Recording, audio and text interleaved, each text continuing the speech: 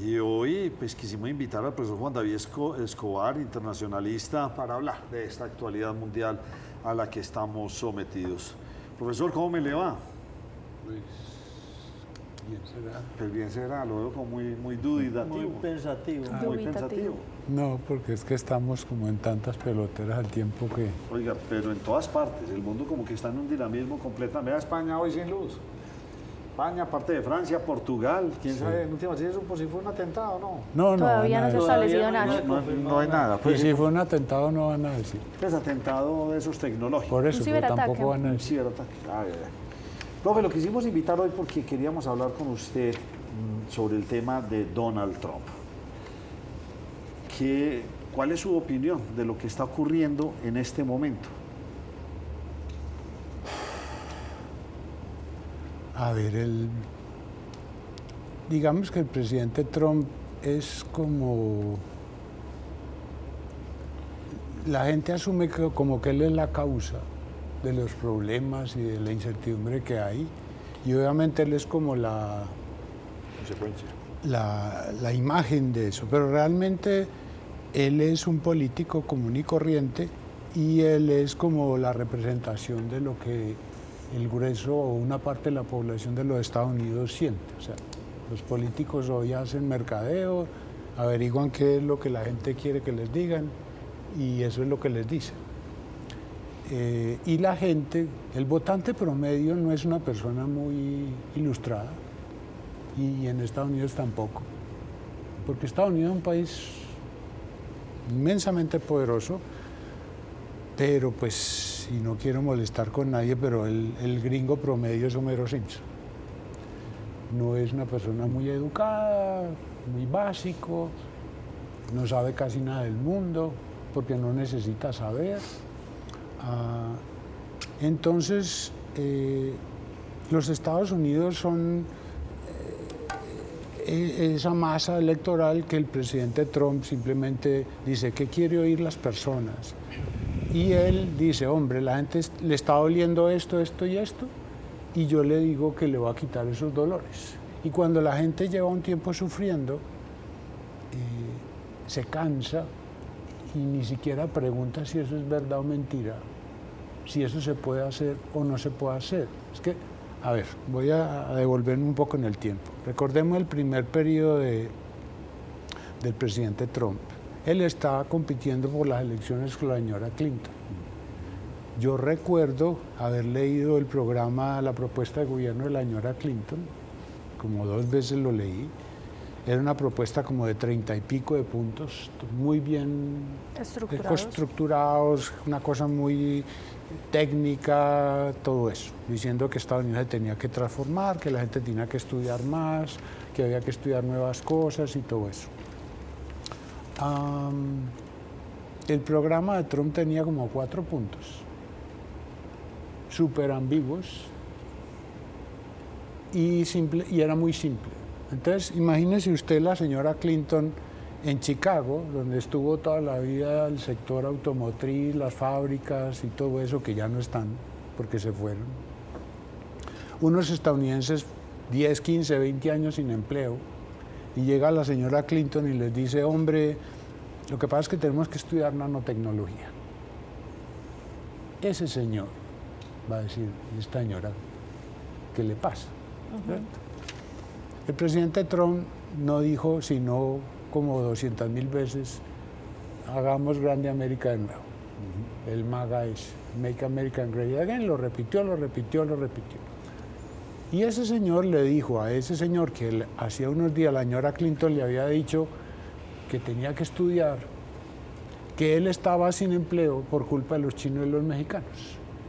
Para ese señor, dice, este sí me entiende, porque la señora Clinton me está diciendo en el fondo que yo estoy en la inmunda y que es culpa mía. Y ahora me dice que es culpa de los chinos y los mexicanos y que él resuelve el problema ¿cómo? Poniendo un muro en México, y dijo que iba a poner un muro y nadie preguntó si se podía. Y además dijo que los mexicanos lo iban a pagar y ningún estadounidense dijo, ¿y si será cierto? No. Y a los chinos los vamos a bloquear. Ese fue el primer periodo. El segundo periodo es lo mismo pero más intenso, ¿cierto? ¿Por qué? Porque el problema sigue igual, o sea, y ya es como un consenso nacional. Para el estadounidense promedio, Estados Unidos está en problema por culpa de otros, que son chinos y los vecinos. ¿Listo? Entonces, el presidente Trump no se inventó nada, él simplemente oye eso, que es lo que la gente quiere oír. Yo no estoy viendo que sea mentira o verdad, pero eso fue lo que dijo. Entonces, en el primer periodo empezó a hacer un muro, que no lo terminó y eso no va a funcionar porque los mexicanos pues hacen un hueco por debajo y se acaba el problema. Y acuérdese que puso unas tarifas, unas aranceles a China. Supuestamente ¿para qué? Para impedir que lleguen productos chinos, y el objetivo supuestamente, que es lo que se cree que todos están esperando, es que Estados Unidos se va a volver a reindustrializar, o sea, que van a volver a llegar las fábricas a Estados Unidos y que los empleos que se habían ido para el resto del mundo y especialmente para China, que se volvió la fábrica del planeta, vuelvan a los Estados Unidos. Ese es como el propósito.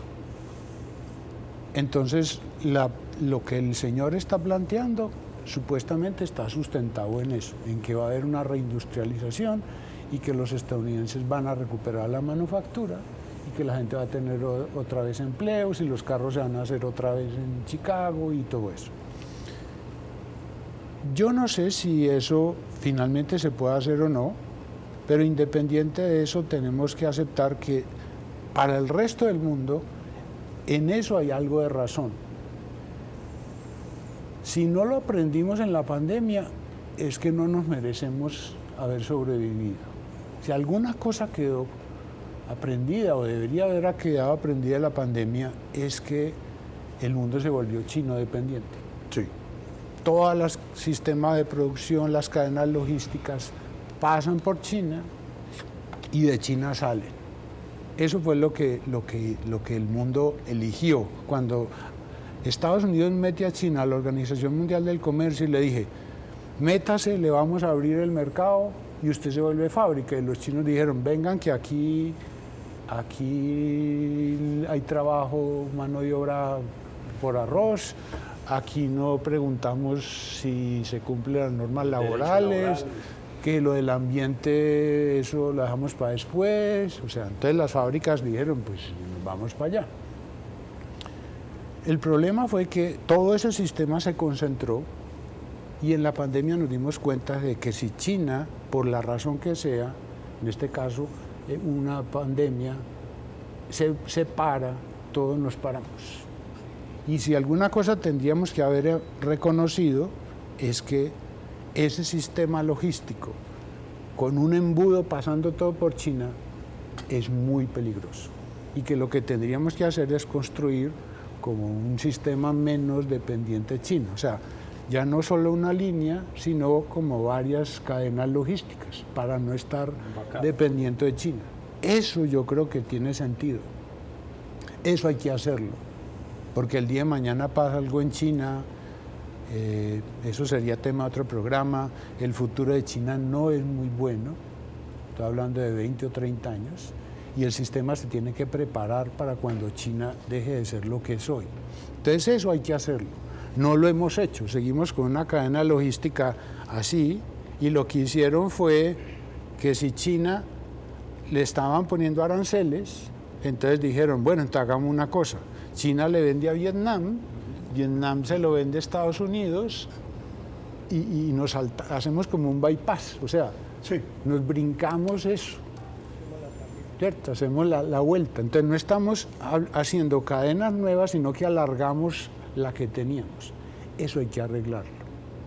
Y en eso, digamos que lo que quiere hacer Estados Unidos tiene sentido.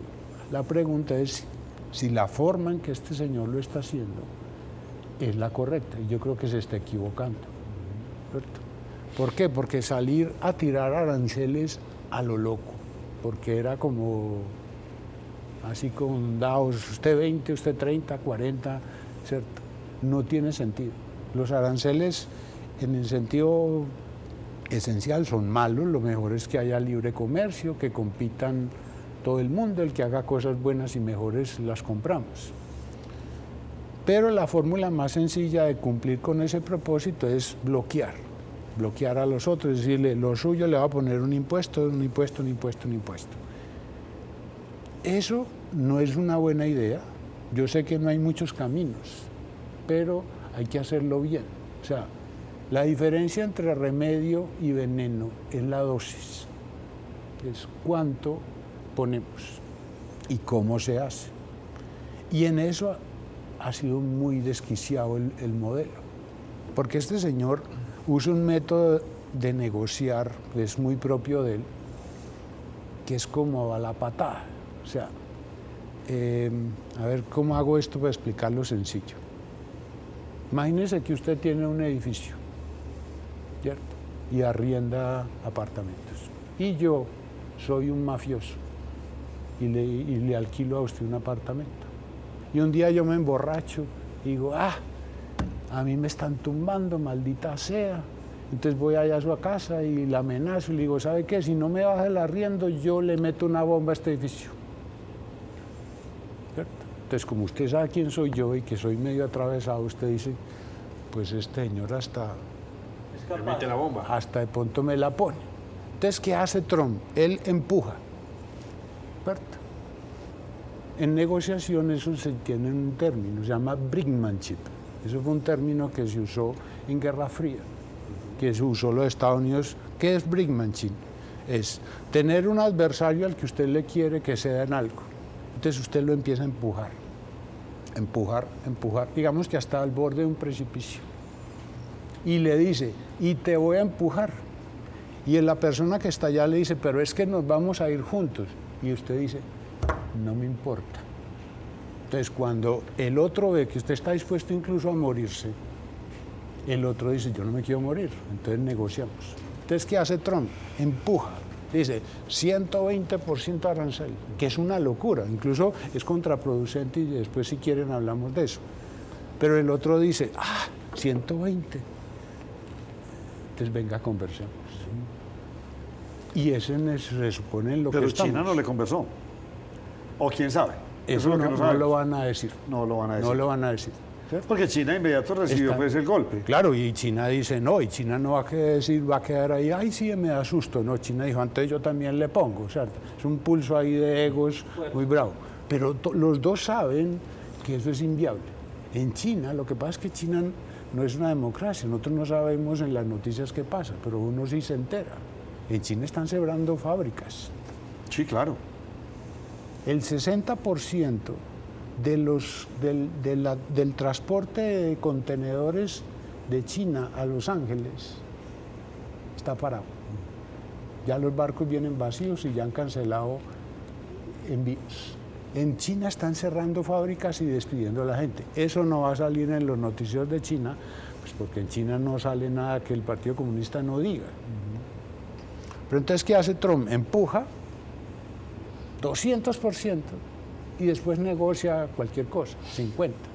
Y él después va a decir, mire, antes teníamos 0 y ahora tenemos 50. Y el estadounidense promedio va a decir, este tipo es un berraco. Claro. ¿Estamos en una guerra limitada solamente a lo comercial o esto es ya un nuevo panorama mundial donde la hegemonía de los chinos puede...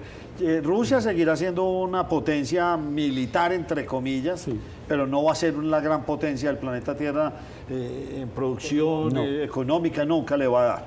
No. Europa se fue para el otro lado y Europa se volvió mucho daño, ahora están empezando como a revivir y decir, ya pues, digamos, por el camino que mire cómo nos puede voltear la torta. Sí. Pero China quiere ser ese gran jugador a nivel mundial, o ellos no son tan de ese estilo. A ver, si lo quieren ser, nunca lo van a decir. Ellos siempre dicen que ellos quieren un ascenso pacífico, o sea, que ellos quieren ganar posición, pero que no quieren pelear.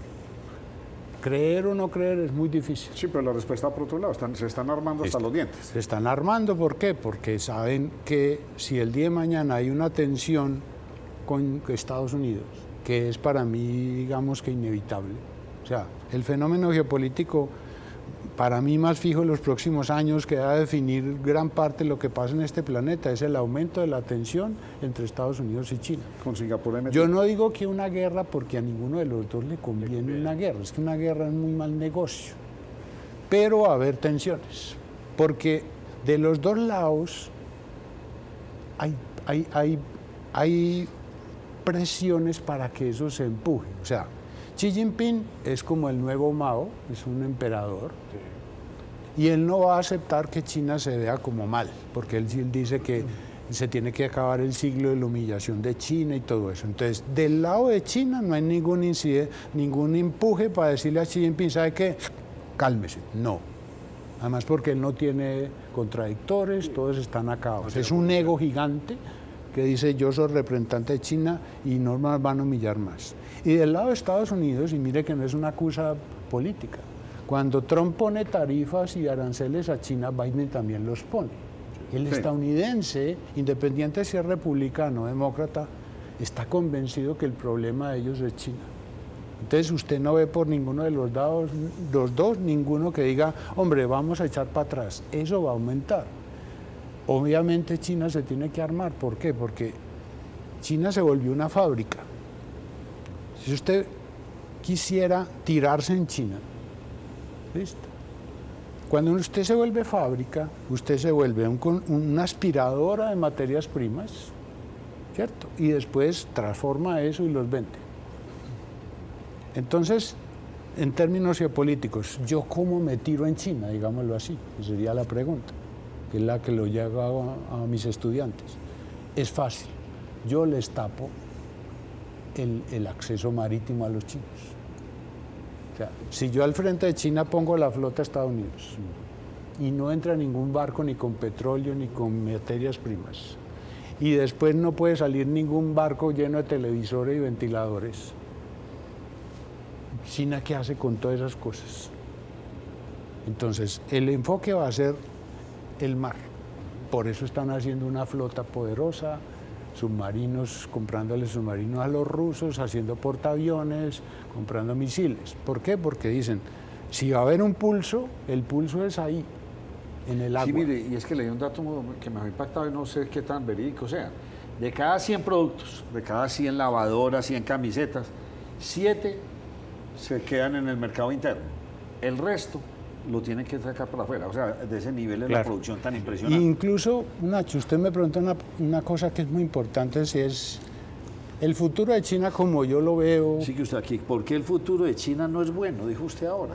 A ver, yo explico rápidamente la propuesta, esto es pues una simplificación. China se volvió comunista, el comunismo es un modelo que siempre fracasa, no genera riqueza, sino que reparte pobreza. Eso pues está inventado y nosotros lo estamos apenas asimilando con el presidente que tenemos. Entonces China se empobreció, como sucede siempre en un modelo comunista. Se muere Mao Zedong, casi que no, y llega un señor muy interesante que es Deng Xiaoping, que dice, a ver, no nos digamos mentiras, esta cosa salió mal, esto no funcionó. Tenemos que hacer un cambio, este modelo no funciona, tenemos 1.000 millones de chinos, todos iguales, porque en eso sí cumple el comunismo en la igualdad, pero pobres, y nos van a sacar. Entonces, ¿qué hace Deng Xiaoping? Dice, saquemos gente de la pobreza, porque nos van a sacar de aquí. Y la solución para sacar gente de la pobreza masivamente ya estaba inventada, y es el mercado global. La respuesta la tenían los vecinos, Japón, los tigres asiáticos, habían salido de pobres que vendiendo televisores, Walkman, a todo el mundo. Entonces China dice, listo, esa es la fórmula, nos van a volver una fábrica y por eso se desarrollaron en la costa y vamos a vender de todo.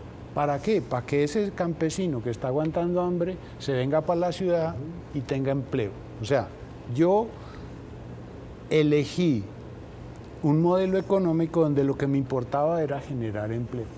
Así el margen de ganancia fuera así, no me interesa el margen. ¿Listo? Porque yo lo que quiero es que la gente coma. Que comer.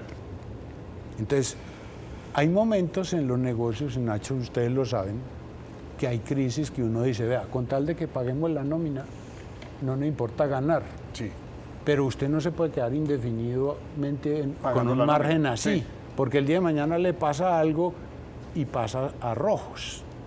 Entonces, la idea del modelo era que yo iba a sacar gente de la pobreza y que cuando eso pasara, ¿cierto?, yo me iba a nutrir del mercado interno, me iba a liberar de las exportaciones para no quedar sometido a los otros y que el mercado interno chino iba a sostener el sistema. Pero hay un problema, que ese no lo resuelve nadie, y el problema demográfico. La política de China, que pone por ahí en los 70s, 80s de un solo hijo por familia, porque había mucha producción hijícola, digámoslo así, de chinos, se extendió en el tiempo y a la gente le gustó. Y hoy China no tiene la gente que dice. Además, ellos decían que eran 1.400, es mentira. ¿Cómo será de grave la situación? Que tuvieron que aceptar que tenían 100 millones menos. O sea, que se le embolataron 100 millones de chinos.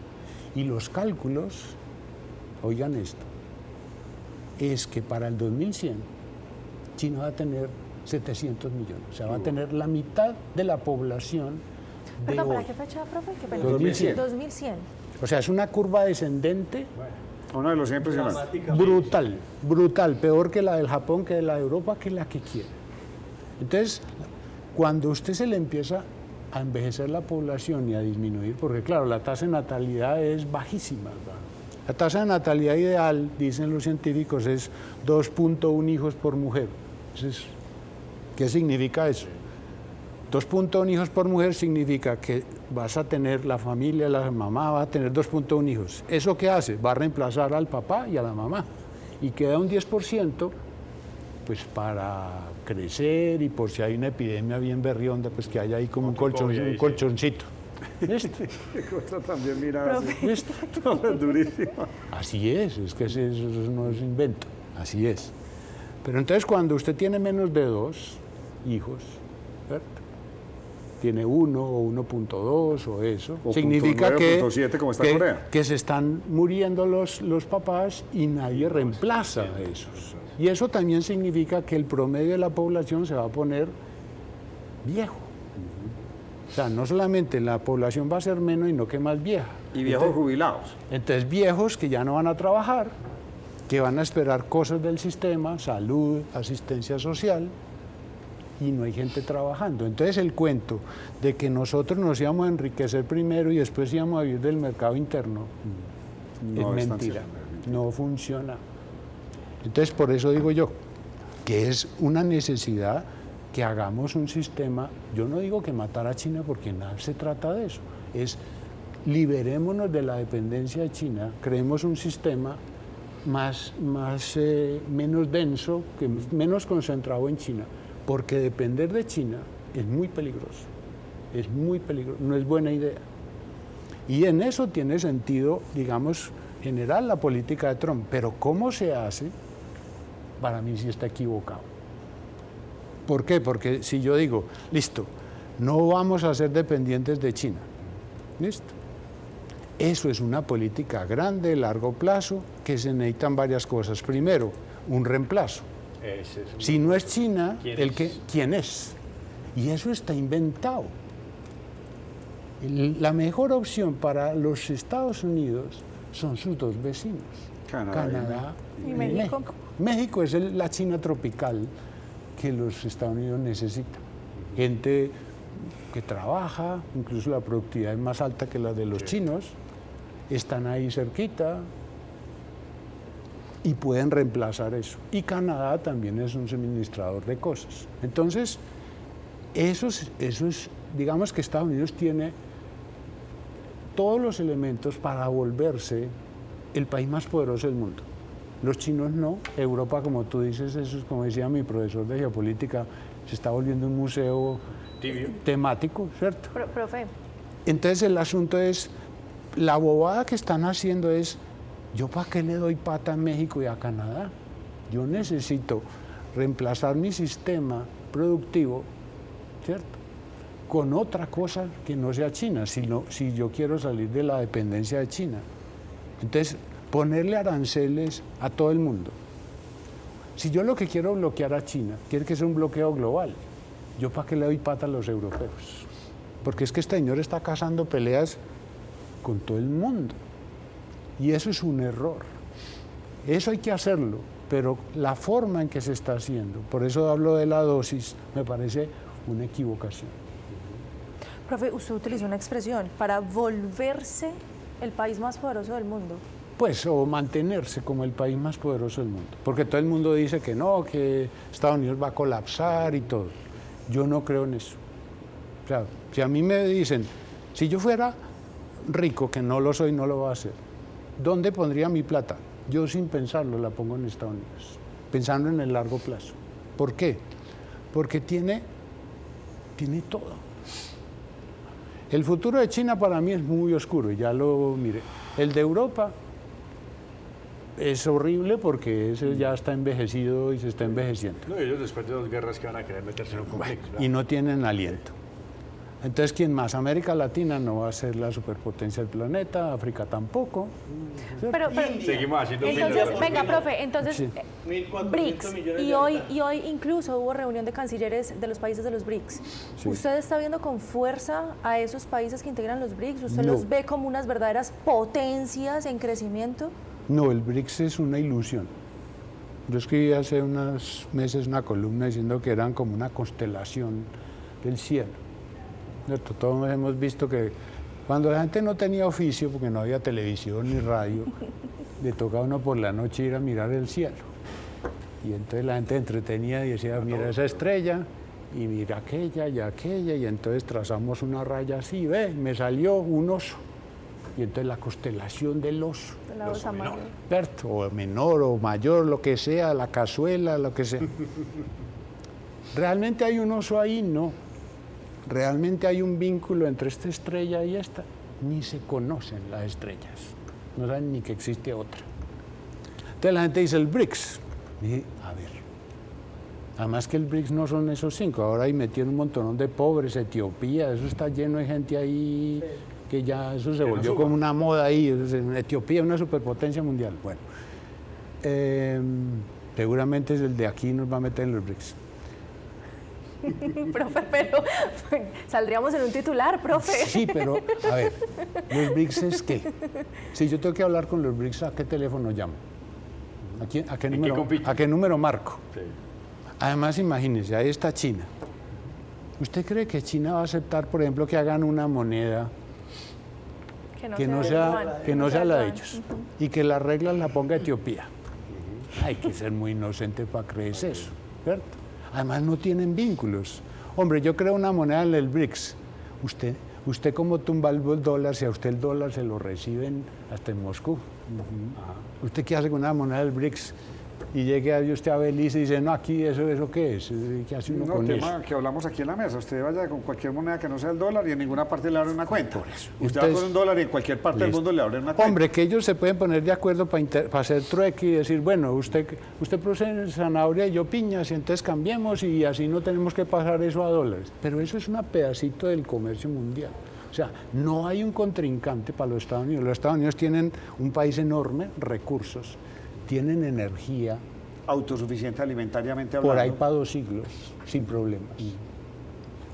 Y tienen un sistema logístico bueno, tienen la concepción de que hay que hacer negocios, las mejores universidades, los mejores investigadores. O sea, yo no digo que Estados Unidos sea lo mismo que fue antes, porque acuérdense que Estados Unidos después de la Segunda Guerra Mundial era la mitad de la economía mundial. Sí.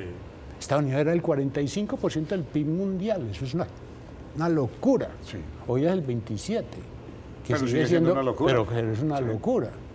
Entonces usted dice, bueno, ¿a quién la ha puesto? Y yo digo, pues todos están como en un proceso de desgaste. Sí. Pero si yo tengo que escoger cuál, el menos horrible. Y el menos horrible es eso, Estados Unidos. Bueno, vamos aquí con el profesor Juan David Escobar, internacionalista. Bastante interesante todo lo que hemos venido aprendiendo con nuestro invitado José. Usted iba a hacer una pregunta antes del corte. Le quería hacer una pregunta, no lo quiero desviar del tema. Le advierto que no lo quiero desviar del tema. Y desvíeme, Pero yo vuelvo. el presidente Petro es como el estadounidense promedio, que culpa de todo a los demás. Qué buena Y pregunta. nada es culpa de él. Es más bruto. Sí, porque O sea, es que... no es Homero, sino Barney. No. Es como... Sí, pues sí, además porque es un adicto. Solamente dije Barney, ¿no? Pues sí, es un adicto. Barney es una adicta. Sí, el que mantiene el bar de Moe. Sí, vale. Bueno, este le revuelve más cosas, pero listo. No, es más grave. Porque es que, por lo menos el estadounidense no será brillante, pero él sabe que lo mejor para que la sociedad camine son los negocios y el capitalismo. El capitalismo no es un sistema perfecto porque no hay ningún sistema perfecto. Porque cualquier cosa que involucre humanos, uno sabe que va a tener un nivel de imperfección, ¿cierto? O sea, la perfección es una ilusión. Pero es el sistema menos malo de todos. Y ellos saben que el sistema dice, si usted es bueno, si usted trabaja, si usted se inventa algo, le va a ir bien. Pero en el sistema comunista, no, porque si usted le va bien, entonces ya hay desigualdad. Y entonces eso es que se ve feo.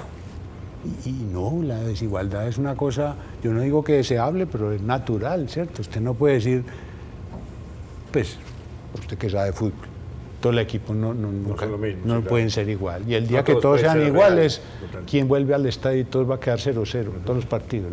Eso no va a pasar, ¿cierto? Entonces, el estadounidense, aunque sea inocente, está metido en un modelo que dice, vea, si usted se esfuerza, si usted se inventa cosas, si hace un negocio mejor que otro, le va bien. Entonces ese es un modelo que empuja a la gente a esforzarse. Y además porque han tenido el ejemplo, ¿no, profe? Claro, pero es que Siglos atrás, claro. llegaron muriéndose de hambre de Europa y después dijeron, mira, aquí yo me inventé esto, yo trabajé, hago mejor esto. O sea, la competencia es una maravilla.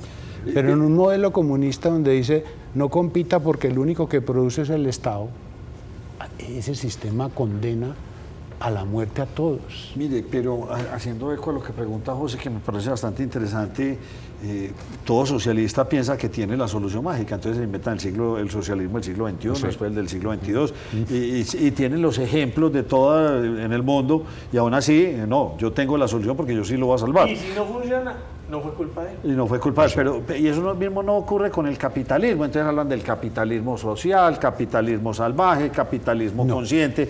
No es como el mismo ejemplo en ambos extremos. No, vea, esas cosas, todos esos adjetivos que le inventa el capitalismo es mentira.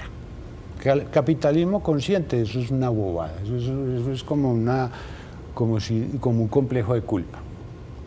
Ser capitalista es decir, la sociedad tiene problemas y necesidades, yo me arriesgo a resolverla. Y si yo lo hago mejor que otro, la gente me escoge a mí y a este no. Eso es muy bonito. Entonces, ¿el capitalismo qué hace? Resuelve problemas. Los que tienen que ser conscientes son los usuarios, Nacho. O sea, no es que los empresarios tienen que ser capitalistas conscientes, eso es mentira. Un capitalista le tiene que dar gusto ¿a quién? Al consumidor. Entonces, los consumidores nunca nos preocupamos por los temas ambientales. Entonces el capitalista dice, si a este señor eso no le importa, a mí tampoco. Pero cuando el consumidor dice, no señor, usted tiene que producir cuidando el ambiente. El que no se ajuste, lo saca. ¿Quién es el que tiene que ser consciente? El consumidor. Lo que pasa es que es más fácil echarle el muerto al capitalista, al empresario, y decir, es que usted es un capitalista salvaje. No, usted es un consumidor salvaje.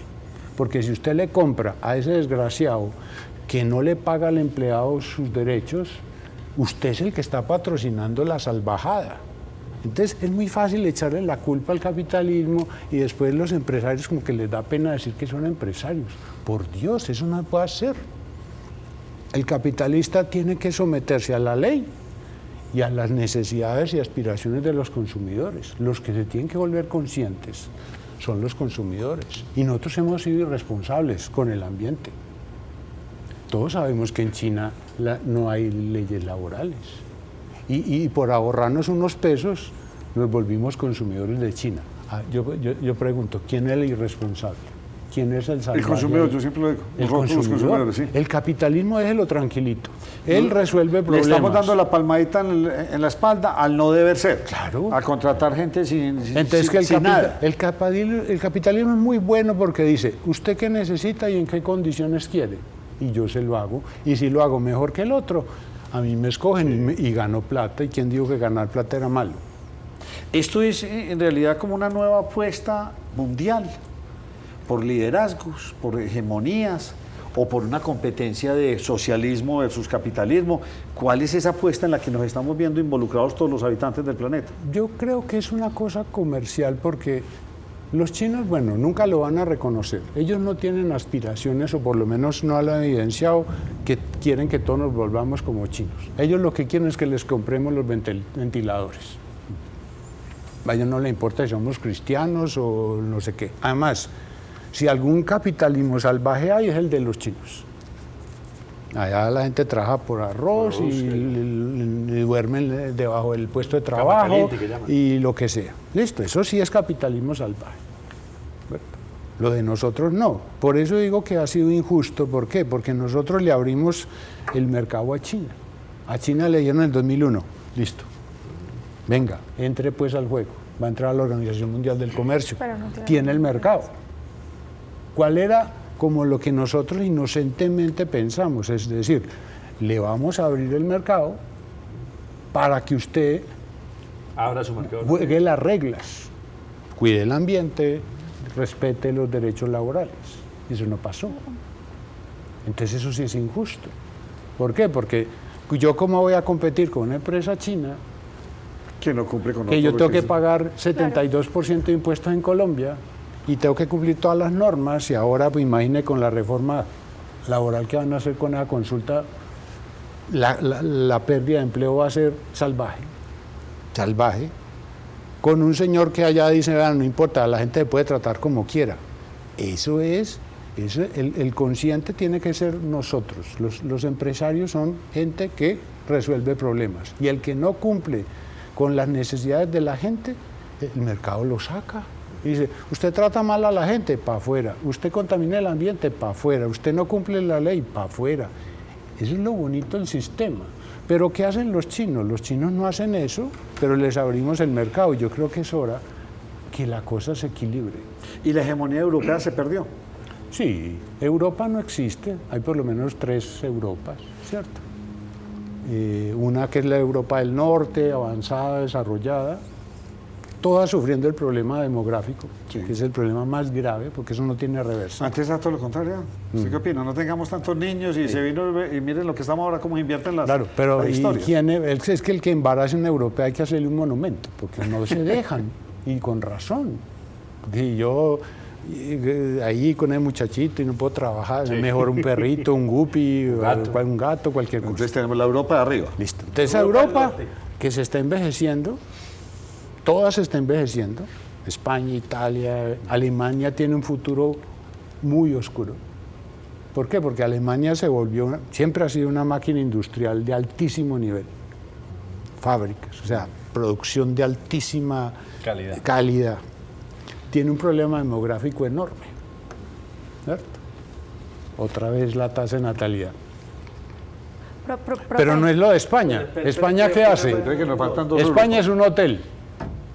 Entonces, ¿yo qué necesito? Gente que lave baños y sea mesero. Entonces, para eso estamos los sudacas, llegamos allá, lavamos baños, hablamos español. España no tiene problema. Tiene una de las tasas de natalidad más bajitas de Europa, pero digamos que el día que quiera y dejen de ser racistas en Europa, pues tienen ahí gente. El problema de Alemania es durísimo, y es porque yo no soy un hotel. Yo soy una máquina industrial de altísimo nivel, y donde no empiece a reemplazarse los ingenieros y los tecnólogos, además que hablen alemán, ¿qué va a ser de la economía alemana? Entonces, en general, no es una cosa homogénea. Una cosa es Italia, otra cosa es España, ¿cierto? Francia. O sea, son cosas distintas. Europa no es una cosa homogénea y tiene un futuro muy borroso. Yo no digo que se van a morir, porque Europa es un continente muy valiente. ¿Lo puedo interrumpir un momentico y para que nos quedemos en el norte? Vi una serie en estos días, una microserie, una miniserie, El Califato. No sé si la ha visto, recomiendo que la vea. 8 capítulos, 6 capítulos. Quería hacerle esta salvedad con con una gran llegada de emigrantes libios Esa era del mi Oriente, pregunta. musulmanes que están cooptando Suecia, el mismo Alemania. Usted sabe que ya ellos tienen problemas de natalidad, pero estos no, esos tienen hijos como conejos, dicen por ahí, 14, 15 hijos.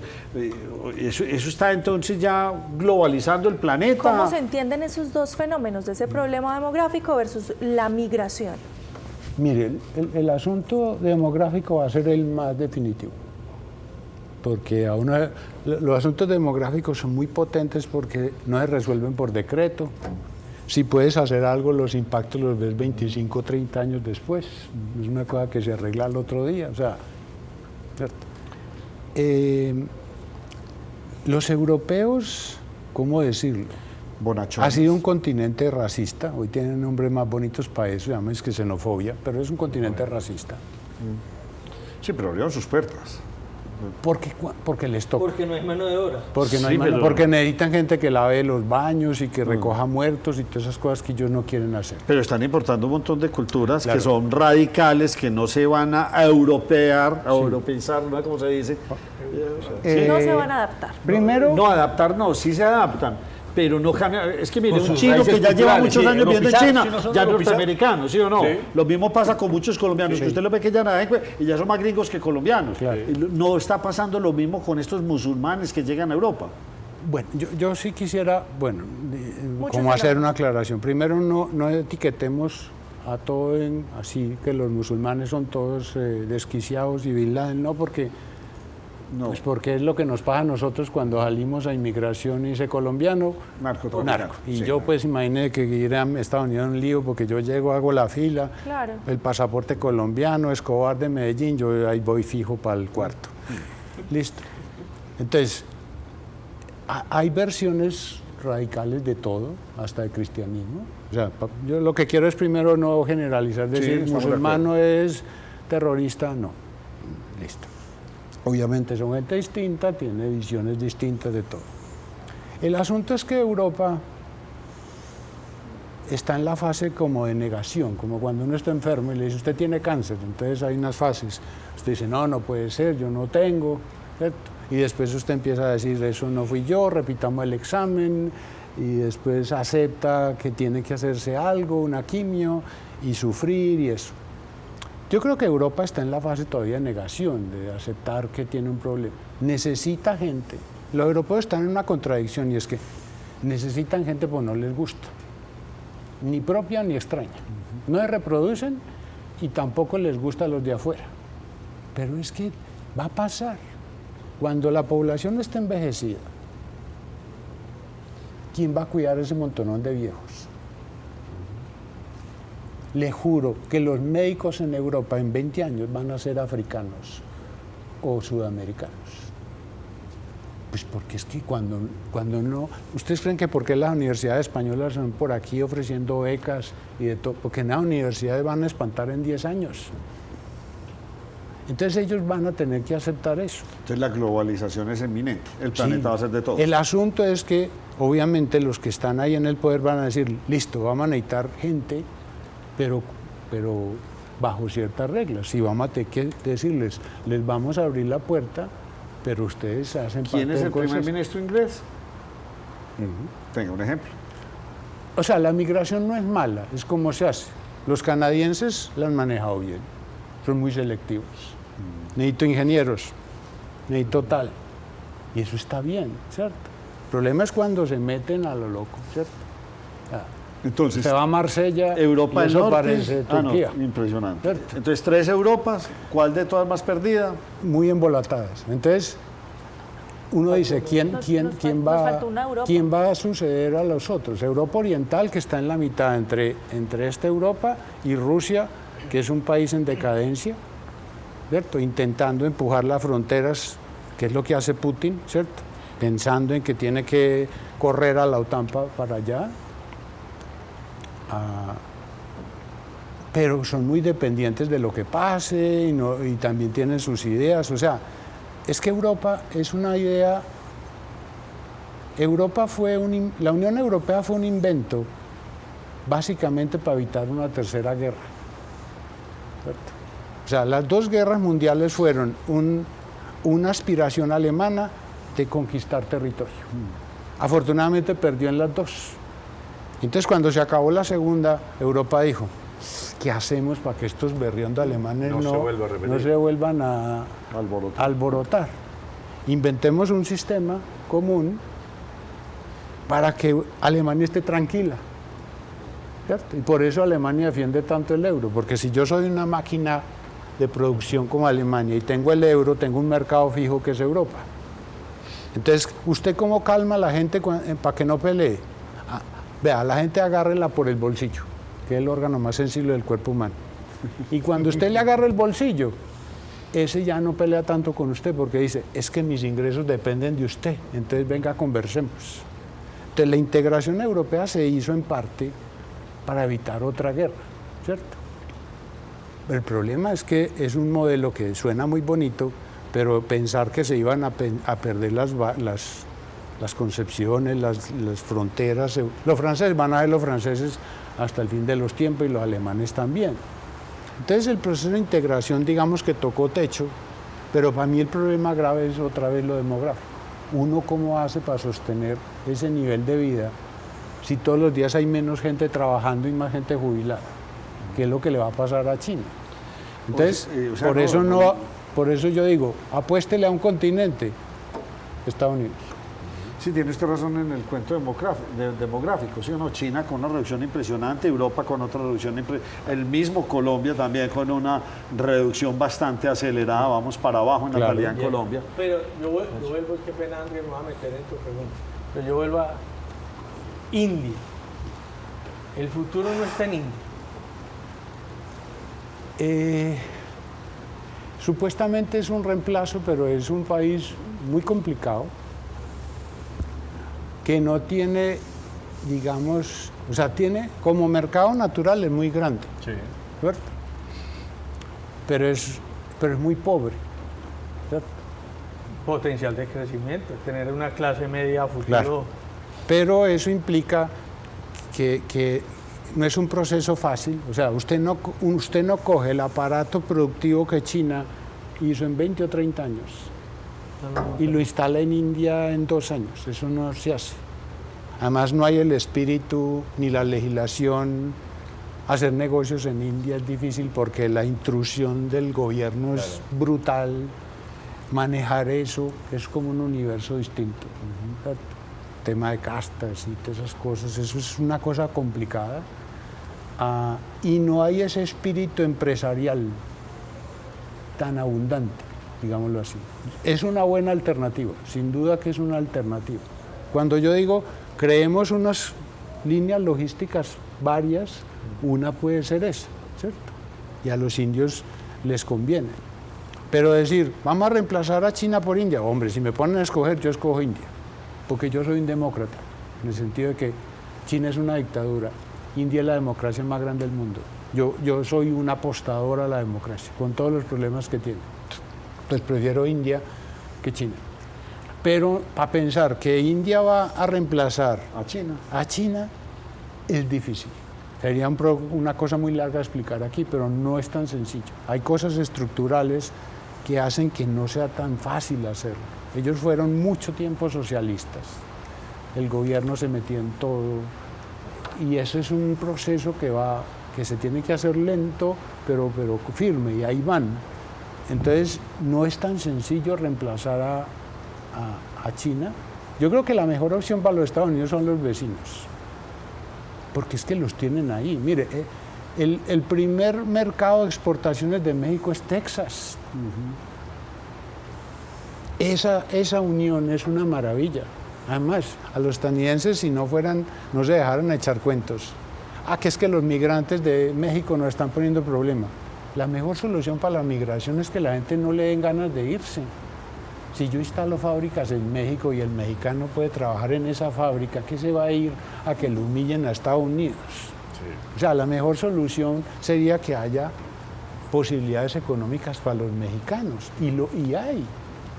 Entonces, cuando este señor se pone a hacer aranceles, mire, la industria automovilística, Estados Unidos llega una pieza, esa pieza le ponen un tornillo, le agregan un chip, Y esa pieza la montan en un camión y va a México. Y en México le agregan otra cosa, porque allá es más barato hacer eso. Y vuelven y lo montan en un camión y entra a Estados Unidos. Y allá le agregan otra pieza. Y eso, en promedio, un carro entra y sale 3 o 4 veces de eso. Si usted le va a poner 25%, cada vez que pase la frontera, el carro le va a costar $12,000 más. Y el gringo va a decir, $12,000 más.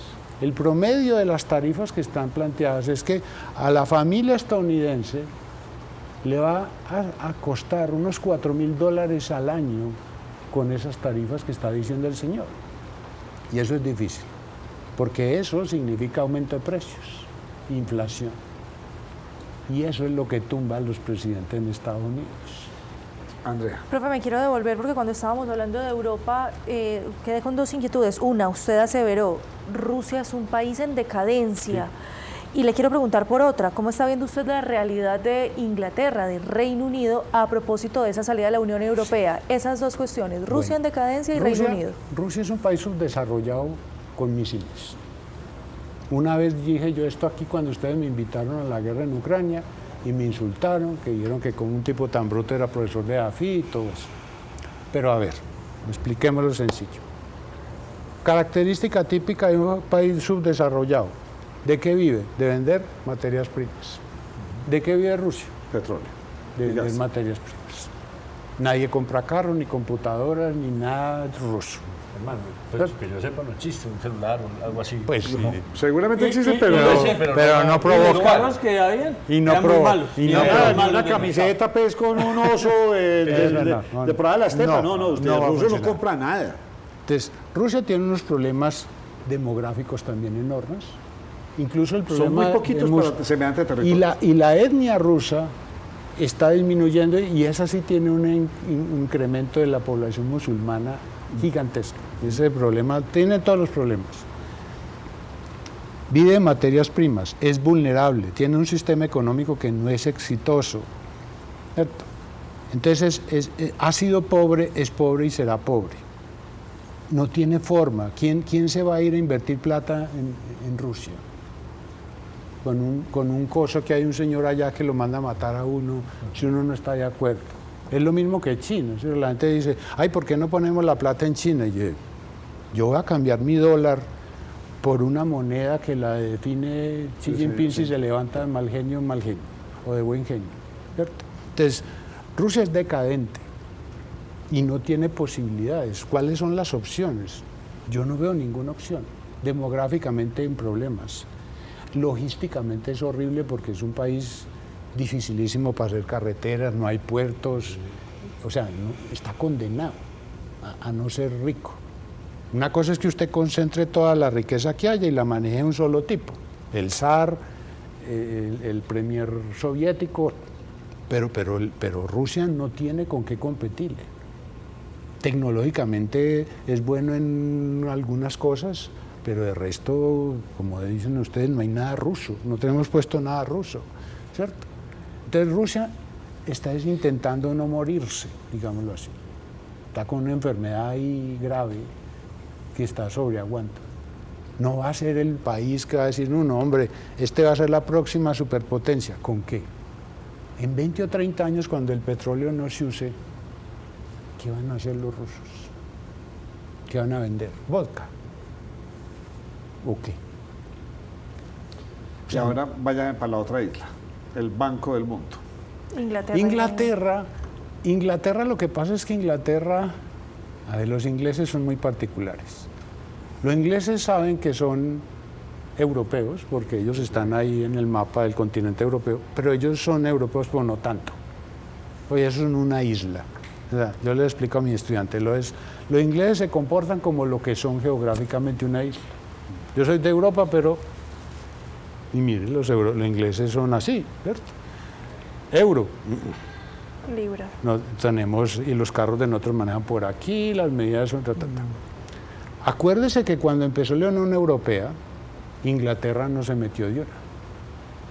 Inglaterra dijo, esperemos a ver. Eso puede ser bueno, pero no vamos a bloquear. La Unión Europea arrancó arrancó, se puso buena, y cuando se puso buena, Inglaterra dijo, yo quiero entrar. Y hubo rabia a Francia, dijeron, ah, sí, qué tan bueno, nosotros hacemos el trabajo, y cuando este puso bueno, vos sí querés entrar. De Gaulle le negó 2 veces la entrada, pero entró porque uno no puede sacar a Inglaterra.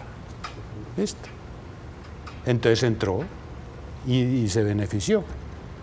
Inglaterra, que mira Europa así de lejos, dijo, entramos porque eso se puso chévere, pero cuando usted empieza a ver el futuro de Europa y que eso se va a llenar de africanos y que los van a repartir y que hay migrantes sirios y van a empezar a repartir migrantes entre los ingleses, dijeron, no, nos vamos de aquí. Entonces mire que fueron los primeros que se fueron y los últimos que entraron. Eso tiene sentido, no estoy viendo si es bueno o malo, estoy explicando. Entonces ellos decidieron salirse de eso. Yo creo que desde la óptica inglesa tiene sentido. El problema es que hay una cosa que no hicieron bien. Hay una regla que la cumplen a rajatabla 3 personas. Los micos en los árboles, los financieros, los inversionistas financieros y los amantes. Todos se rigen por la misma regla. Es que uno no suelta una rama si no tiene otra acogida. Entonces, lo que hizo Inglaterra fue como un divorcio. Nos vamos a divorciar de Europa.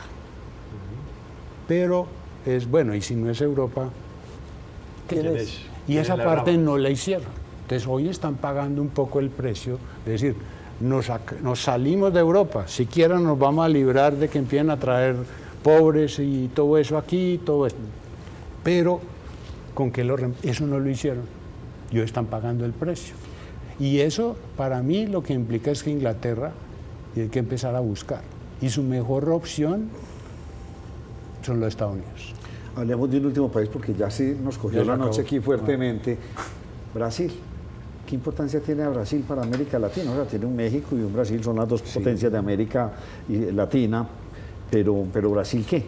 Y se lo pongo en estos escenarios. Por ejemplo, los norteamericanos, los gringos tienen en Canadá y México 160 millones de habitantes, pero es que en Brasil hay 220 millones. Y una Argentina recuperándose, quiere volver a tener esa hegemonía después de tantos años de socialismo. A ver si usted me está diciendo que apueste. Si a Milei no lo sacan y tuviera yo que poner plata en América Latina, la pondría en México y en Argentina. Si a Milei no lo sacan, Sí. O sea que usted ve una probabilidad muy grande ahí. Porque todo depende si él tiene elecciones este año, creo. Hay elecciones de Congreso. De Congreso. Si no le paran las reformas, el futuro de Argentina va a ser muy interesante. Para mí es una muy buena apuesta. Brasil es gigante, tiene recursos, tiene un mercado, pero es muy enredado, la política está en el lado que no es, muy tropicalizado, porque pasas de Lula a Dilma, de Dilma a Lula, de todas esas cosas.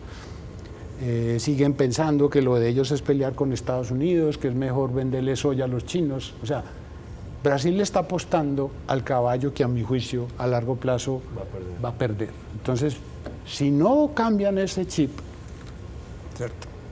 Yo creo que van a estar en líos. Tiene un potencial gigantesco, pero ellos no lo hacen, y no es el socio para nosotros, porque Brasil nos da la espalda. Es que si usted va al Brasil, Brasil es la costa, Brasil mira al Atlántico y allá. Sí, es La cola al es el Amazonas, Amazonas. Nosotros somos una cosa ahí que le estorbó para llegar al Pacífico.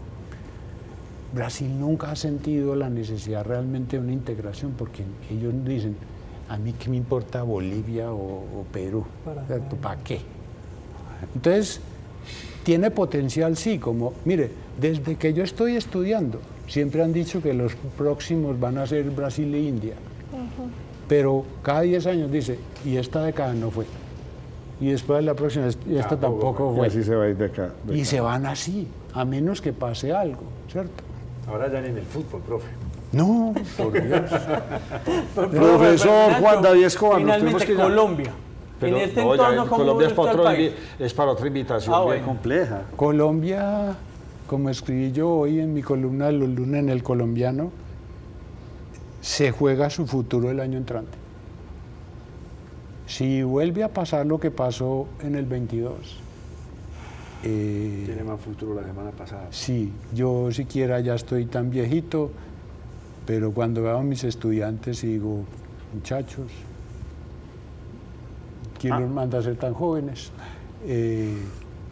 Porque este país no va a tener futuro.